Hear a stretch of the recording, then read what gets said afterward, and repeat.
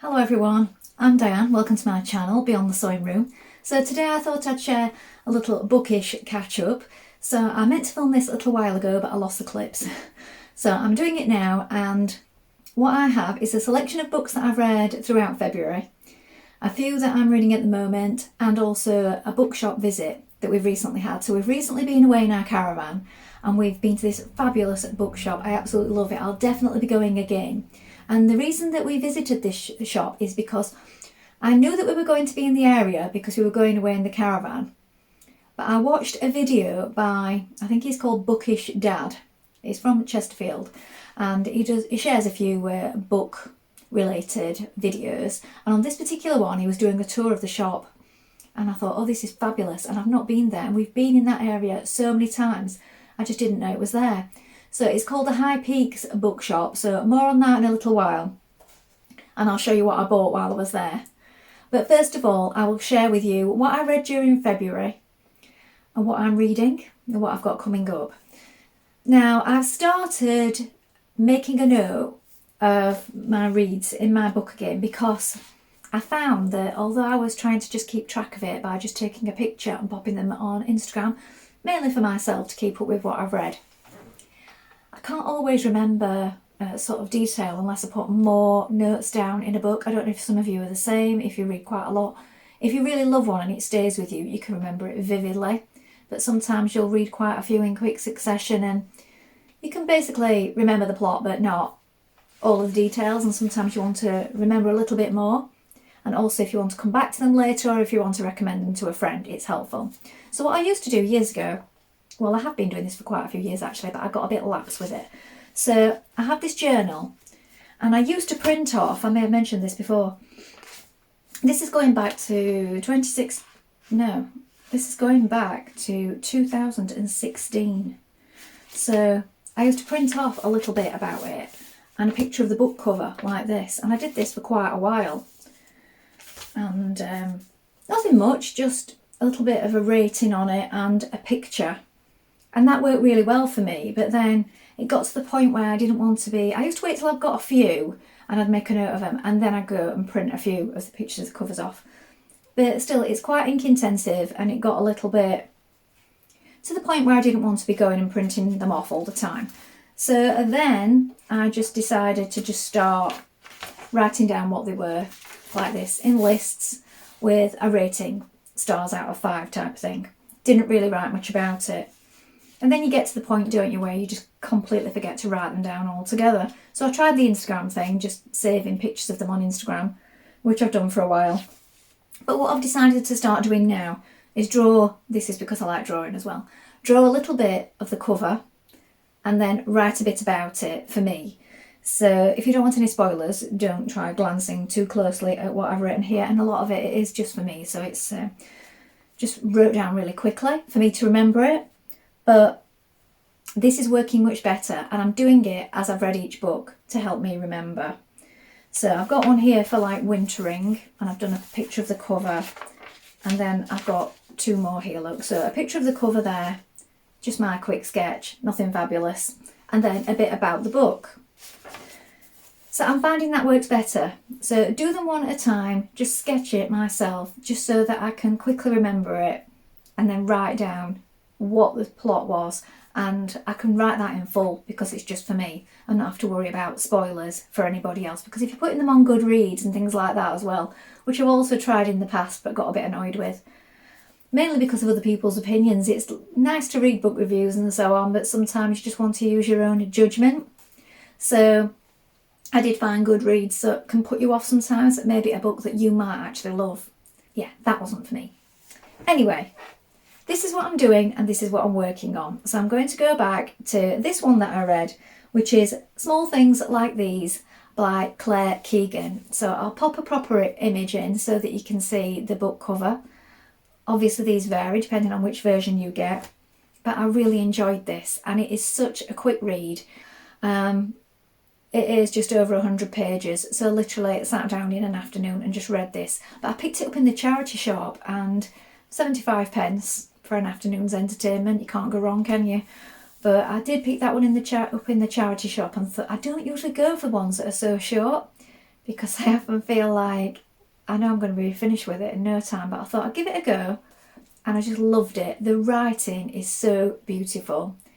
It's got quite a sad element to it. If you've read it, you'll know why. But the writing just jumps off the page. I can't say too much because it's only 100 pages, and the point of the story, which you will get if you read it or if you've read it, you pick up pretty much straight away. And it just focuses on this one guy and his family working in this town in Ireland, and he stumbles across someone due to circumstances on his round of delivering sort of fuel and coal.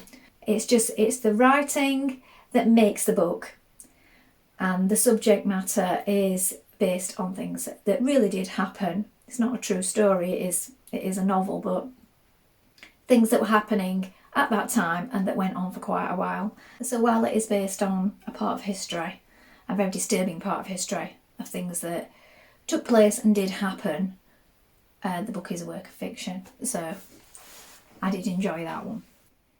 So the next one that I read was Wintering by Katherine May.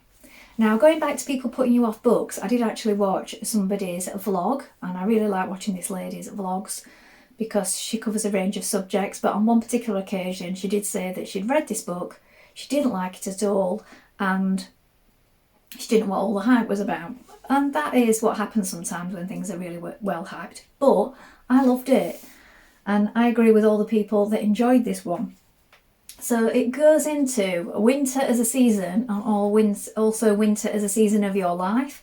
So Katherine May talks about struggles that she's had in her own life with things with illness and family illness, and just going through different phases, sort of aging, growing families and so on, and all the different things that we encounter in everyday life. And sometimes that you need to step back and retreat from that and rest at certain periods, and at other times you've got more energy to move on, and this can be seasonal. So she relates sort of everyday life and traumas and struggles to also the season of wintering and hunkering down and rest and restoration, really. So she covers quite a range of topics within the book, but it's not just about winter. And I think what the other lady thought was it was going to be more about the season of winter, whereas it does go into that, but it's also about everyday life and just sort of using it to relate to winter and to relate to how we need to sort of slow down, take our time, withdraw from the world when we need to, like I suppose an animal hibernating or seeds underground. There's lots of different things in the book that really make you stop and think about how we often try to push on and carry on through whatever we may be going through in life, when really we need to just sort of hibernate from the world for a little bit and get ourselves together. So that's what I took from it. And it may be different for everyone, but I think that's the thing with books. What it means to one person might not be what it means to another person, and that's fine. That doesn't mean something's no good. It just means that it's not for you, and maybe a different book is for you. So that's what I think about it. So if you do see one like this and you see a review and somebody doesn't like it, I wouldn't say discount the book. Pick it up and read a little bit, and then if you don't like it, obviously that's easy if you get it from the library or you get it second hand. If you buy a new one, sometimes you feel really put out if you've spent a lot of money on a book and then you hate it, don't you? So yeah, don't always let it put you off if somebody else hates something, because we're all so very different. It may just be a book that sort of changes things for you. But yeah, I loved it. So that was the next one. This next one is a novel, and if you've read The Snow Child, I think you will love this one. So Yoan Ivey, I'm not sure if I'm saying that name correctly, and I'm never sure if I'm saying that name correctly, but it's Black Woods, Blue Sky. And this was brilliant. It was very atmospheric. So it focuses on the story of a single mother and her child. And they are sort of in the wilderness working at sort of a campground for walkers, hikers. She works in the bar, she works at night, sometimes she does day shifts, but she often leaves her child on her own quite a lot, which we know we shouldn't do, but obviously sometimes you don't know what's going on in people's circumstances. But in this particular novel, this is what this lady does. And she's got help from the owners of the bar who help her out with the little one, and sometimes she brings her to work, but it seems like she's also got a bit of a party attitude and she stays out late sometimes and has a bit too much to drink. But she's only a young woman, and she meets this guy who is a bit of an outsider, a bit of a loner, and he's obviously got a past. He's got sort of scarring to the side of his face, his ears sort of partly missing, and it sort of makes you think early on in the book that there is something the whole town knows about this guy, but it doesn't let on early on. But I sort of picked up what it might be.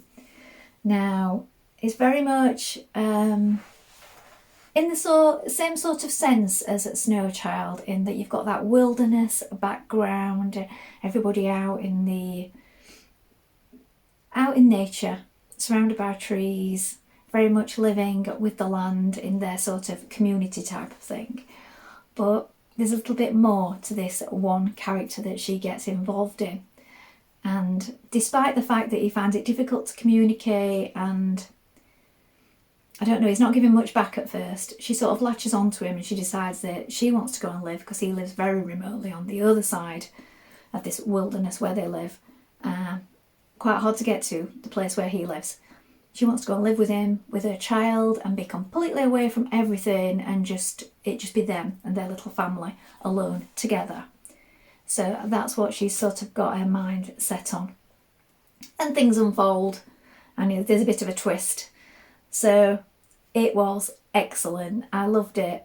I loved Snow Child, and I loved this one too. She's got such an excellent way of putting a story together. The characters are really believable, but also she's also got that little strange element going on in her stories, which I do like. So I give that one 5 stars. I absolutely loved it. So the next one is The Second Sight of Zachary Cloudesly by Sean Lusk. This one, a little bit different. It started off well. I loved it until halfway through, and then I just really felt like it slowed down. So this one is sort of historical fiction with a little bit of a supernatural element thrown into it, I suppose, because this little boy, his mum dies in childbirth, and as he grows to be a toddler, a young child, they find that he can see into the future, he can look at people and he can know what's going to happen to them. So it focuses on that quite a lot at the beginning, but then something happens and his dad ends up going to work overseas and then gets trapped there. I'll not tell you why, because it gives too much away about the story. And his aunt is very much involved in his life as well, because she's never had children of her own, and she's quite well off, and she's very domineering, and she wanted very much to be in charge of his upbringing. So I really enjoyed it when it first got going, and then in the middle I felt it sort of drifted off and got a bit lost. So that was a shame, because I think it was quite promising, but then in the end I only gave it 3 because the writing was quite good, but yeah, I felt the story got a little bit lost in the middle. So I'll leave that one up to your judgment. So it's an interesting idea for a story. I didn't feel the ending was super, and yeah, I felt the story lost itself somewhere in the middle. Now the next one was recommended to me by the librarian when I was in there. I was chatting to her, and we often have a chat when I go in, and I recommended a couple to her, and she recommended this one. She said she'd had her eye on it, but then kept meaning to pick it up and didn't. And then when she did, she absolutely loved the story, and I loved it too, and it is Vita and the Birds. Now this one is by Polly Crosby, and it's again historical. These 2 women in the 1930s have a relationship, and one is, she's a lady, let's put it that way. She's a lady, she's sort of born into money and an estate in the UK, so a very well off family, but the parents are dead, so it's just her and a brother, a very controlling brother. So she's not got much sort of personal autonomy. She is very much under the rule of her brother. He holds all the money, he holds all the purse strings, as you can imagine back then, and anything of her trying to exert any kind of power results in him saying that she's not right, she's unstable, and he has her looked at by the doctor and the threat of being committed to an institution if ever she disagrees with him, basically. So that's what is going on for this one particular lady. And then we've got another lady who's sort of by the coast in her own little hut, very different for that sort of time, dresses the way she wants, she's single, she's on her own, she's an artist, she seems to have all the power, and she's very enthralled with this woman. And they strike up a friendship and then a relationship. But alongside all of this, you've got this other lady who is the granddaughter, and she is now coming to terms with the fact that her mum and her grandmother, who was one of these ladies, is now dead, and she's sorting out this beach hut, this artist's hut, and she's trying to come to terms with things. She's sort of living on her own, and she's getting to know bits of the past through things that keep coming up from things that she finds and things that she finds out about the past. So she's linking together the pieces of her own past and the past of her grandmother, this artist. And there's a real twist in this one, and it's not what you're expecting. So I love the writing style, and I also love the way it dealt with sort of pieces from women's lives and the way that women have been treated throughout history. And yeah, I really enjoyed it. So Vita and the Birds, have a look at that one if you like that kind of thing, if you like sort of family history. Now this next one, I really loved it, but it also got me really annoyed at the end, so I'm not going to tell you what happened at the end, no spoilers of course, but it's called An Ocean of Minutes by Thea Lim. So this was her first novel. She's a creative writing professor, I believe, I read from the back, and this book is just brilliant. The story revolves around time travel. Now, don't let that put you off, because the main thing is relationship. So the main theme of the story is relationship, but also time travel, because I'm going to tell you what happened at the beginning. I'm not going to spoil the end, but all this happens at the beginning. So Polly and Frank are a young couple. So they're just starting out on their relationship, and they're very much in love, and then the pandemic strikes. Now, I don't mean the pandemic that we've just had. This pandemic is set in the 80s. But there is the possibility in this particular story to time travel into the future. But according to what they're told, they can only go either way, sort of forward or back, so 12 years. And because Frank contracts the illness during the pandemic, they can't get treatment, because the only people that can get treatment are people that can afford it. But because there's the ability to time travel in this particular novel, you can work for this time travel company and do work in the future. If you do work in the future, you get full health benefits. So Polly decides she's going to sign up for the time travel company and go and work for them, because then she will be able to get full health benefits, and then Frank can receive treatment and potentially be cured. He begs her not to go, but she decides he's going to die if she doesn't do this. So they're going to have a plan. She's going to go and work for the time travel company, but they're going to arrange to meet again, and everything will be fine in the future. So that is their hope. Now, it's quite a lot of sinister goings on with this time travel company, because you have O1 or H1 status, and if you're O1, you are sort of a professional. If you're H1, you are manual labour. So you've not got as much prestige or control over what's going to happen to you, I suppose. So because she's an upholsterer, it's decided that in the future, for whatever reason, they're going to need upholsterers, and she's given O1 status, so she's quite confident that she's going to be okay if she goes through and does this.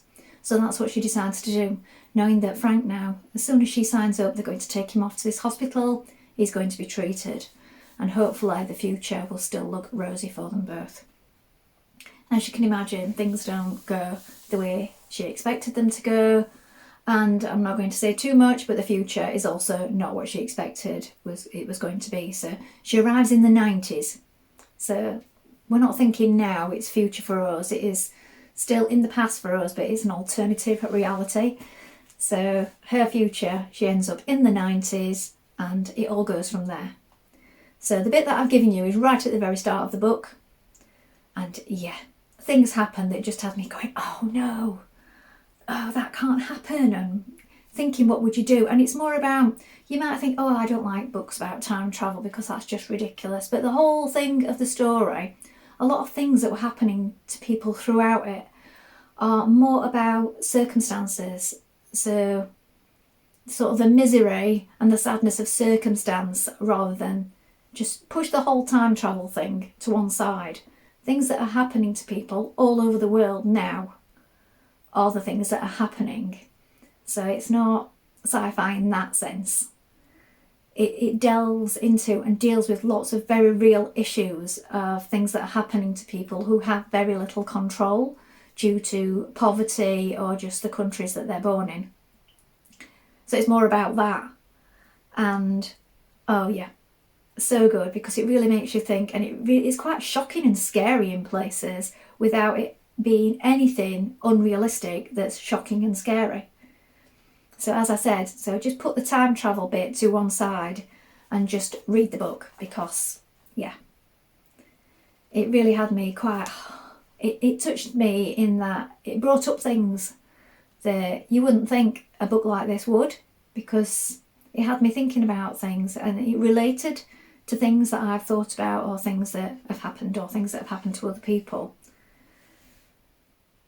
and really struck home. So I would highly recommend that, An Ocean of Minutes by Thea Lynn.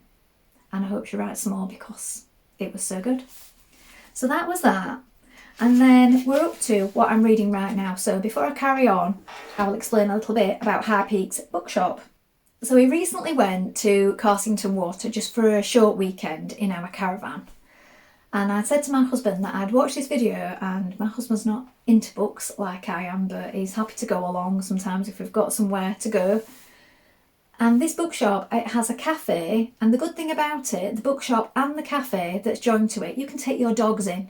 And I know there are not many places like that, so if you go on holiday, sometimes you struggle just to find somewhere where you can go in with a pet. Often you can sit outside, but if the weather's rubbish, you can't even go inside a lot of the time. So to be able to go in and have a browse around a bookshop with your dog, and then go in the coffee tea room, have something to eat again with your dog, is absolutely fabulous. So that had me sold straight away. But also, they're all new books. It's not a second-hand bookshop. They're so brilliantly priced. They're so much cheaper than they are in any bookshop I've been in. So if you go in somewhere like Waterstones and the price is just printed on the cover, these are all sort of the same kind of books. I think they don't have everything, like they won't have all the latest releases, but it was huge. There were so many, and some that were on my list I've managed to get. So yeah, you're not going to be spoiled. You're not going to be stuck for choice. You will be spoiled for choice. And they had a children's section, every sort of genre that you can think of. I was walking around for quite a while. My husband ended up sat on the chair and I look at a book with a dog. And there's chairs here and there for you to sit down as well, which is lovely. They've also got a range of gifts, different kinds of gift cards, greeting cards and things like that. And gifts for book lovers. And then, as I said, the tea room, which was fabulous, because the food was beautiful and it's got a really nice atmosphere. And there's also a small outside seating area as well. So I highly recommend it, and it's on Ashbourne Road. So you can go to the bookshop, have a browse, have something to eat, and then you can either have a walk in the area, or you can get back in the car and drive on to Buxton and have a little visit around Buxton, which is what we did. So I'm going to show you what I got. So the prices, as I said, are so good. So the first one, £2.99. So what's the price on the book? Like £8.99 or £9.99. I think the label's over that one. This is Kate Hamer, or Kate Hamer, or Hammer. I think it's Hamer. The Lost Girls. Now I've read Crushed and also The Girl in the Red Coat by this particular author. I've got The Girl in the Red Coat downstairs on my bookshelf, and the other one I got from the library. So this one I saw and I knew I wanted that one straight away. £2.99, that is absolutely excellent. You can pay sort of £2 from a second-hand bookshop and you don't always get what you want, or the charity shop. My mum said, well, yes, I always go to the charity shops, but you can only choose from what's there, can't you, at the charity shop? You can't go looking for particular authors or looking at particular genres. Everything's just mixed in and it's just what other people have just passed on, which is great, but sometimes you might want a particular book or you might want to look for a particular author. So I'm looking forward to reading that one. So £2.99, that was the first bargain. Then this one, which I've had on my list for a while and I wanted, and I'm reading this one at the moment. It's Ray Bradbury, Dandelion Wine. So if you don't know about this one, this is sort of a novel, but it's loosely based on his childhood growing up in the 1920s. And I'm just loving it so far because it's really making you think about all the everyday things, and it's just his language and the way that he writes just makes you look at things with different eyes, I think. So I'm reading that one at the moment. And then this one was on my wish list. So like I said, I think this one only went on my wish list last year. So they're not all old books that are in there, and it's a Mexican Gothic. So I'll let you know how I get on with all of these. How much was that? So that one was £3.99. Oh, and Dandelion Wine was also £3.99. Which I think for a brand new book and one that you actually specifically wanted, you went to a section and you looked for it and you found it, rather than just browsing a charity shop, like I say, and just getting what's there. It's just really good value for money. So I said to my husband, we'll definitely be back. I mean, it won't be like an every week thing because it's a good an hour and 20 minutes drive away. I think maybe if you live in America and you're live in the USA and you're watching this, you'll probably think an hour, that's nothing driving, but we don't tend to drive that far just to go to a shop here in the UK unless we're making a day of it. So yeah, if we're making a day of it, we will go again and have some lunch there. But I will definitely be going back, and it'll be one of those places that I think I'll probably want to always visit round about birthday time or Christmas time to pick some things up. There were quite a few people with baskets that had the basket full. And as I said, I had a look in the children's section. They had some beautiful children's books. They also had really lovely gift books. If you think like Jane Austen and things like that, or the classics, or Charles Dickens and things like that, in the bound or hardback editions, or the ones with the gold around the pages, sort of the special. If you've got a favourite and you want a really special hardback edition of it, they had loads of those, and they were only like £10, whereas I think books like that tend to be about 20, 25 if they're like special collector's ones. So they even had a large section of those. If you're in the area, High Peak Books, go and check it out and go and have some lunch there. Well, that's all from me for today. I hope that was helpful and that you found a few books there that you might like to either check out from your library or maybe try and get your hands on secondhand, or go and visit the bookshop that I've just mentioned and see if you can find it there. Thank you so much for watching. Bye for now.